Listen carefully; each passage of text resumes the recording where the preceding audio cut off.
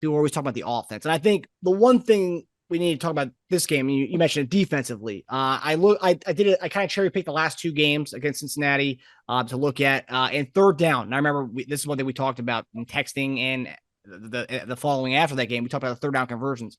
In those two games, last two games, the Bengals were 15 of 25 on third down, 60%. Compare that to their season average of 47% on third down. So that means they're 13% better on third downs against us. Right.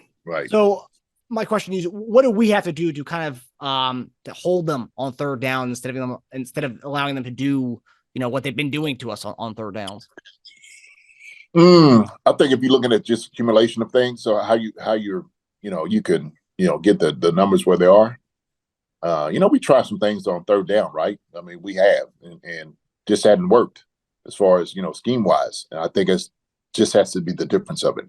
And if a team's successful, on third down, what are they doing? How short is it? And if it's they're getting something that's pretty attainable, then that's just what it is, right? It's 31. You have a much more likely chance of getting the first down.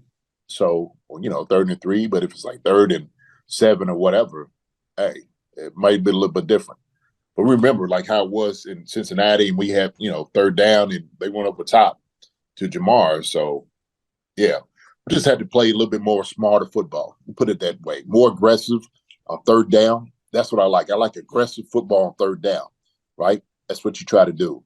And so I'm going to look, I hope Spags dials up a couple of nice blitzes, something where guys get their hands on the receivers right now. Maybe get some hands up in the lanes, to take off the throw. And so that's what I'm gonna look for. This really, I'm more excited to see the defense play than the offense. I mean, if that's even possible, like for an offensive guy, but I want to see our defense, how they respond and what they do, right? Because they got some firepower on the other side. Okay. And our guys are going to be challenged, but I do believe they're up to the challenge. This whole process from them from day one to where they are right now, they have gotten better. Every single one has gotten better on the defense, and our defense has gotten better. And so I think we're a more solid team as far as pass rushing pressures and all those different things. And I think we'll bring it out this weekend.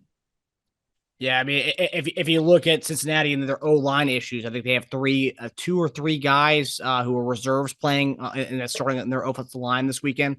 So, I mean, that's something we can take advantage of. We have Chris Jones, and we have Frank Clark, and you have Dunlap, Karlaftis, all the guys that we coming after them. We're gonna come after them. Yeah, I hope so. I saw there's two stats of the 15 conversions that they've had against us, and the 15 of the 25.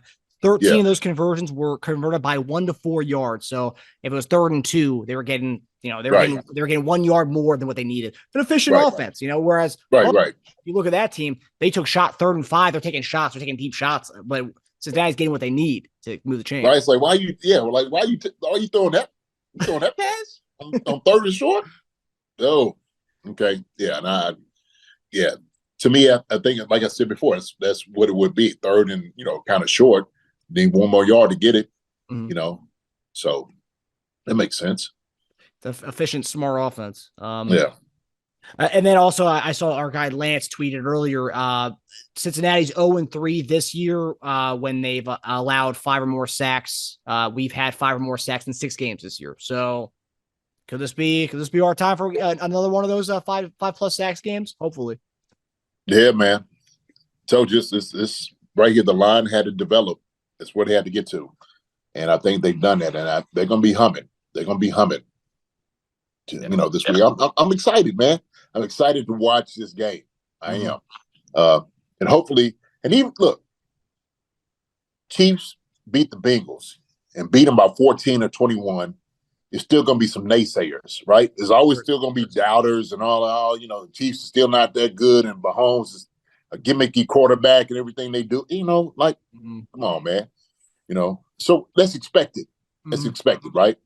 But I know the fans out there in Cincinnati are hoping and praying and wishing that they get a victory in Arrowhead, and it's just not going to happen. Sorry for them. So What's funny is it's like you'll see the goalposts move. So they don't think we're going to win this weekend. Most experts don't, and public doesn't either.